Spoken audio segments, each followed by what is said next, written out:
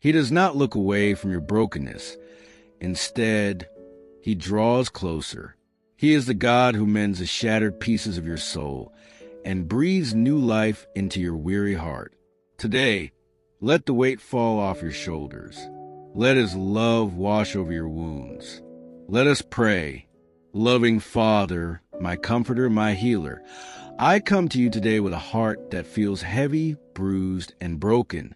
You know the exact situations and the exact words that cause this pain inside me. I am tired of carrying this weight on my own. Right now, I lay every shattered piece of my heart at your feet.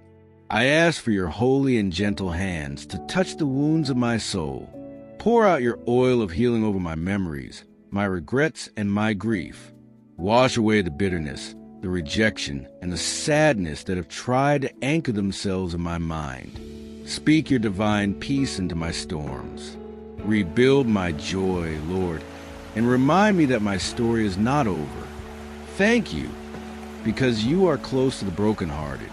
I choose to trust you with my future, and I rest completely in your unconditional love and healing presence. In the gentle and powerful name of Jesus, amen.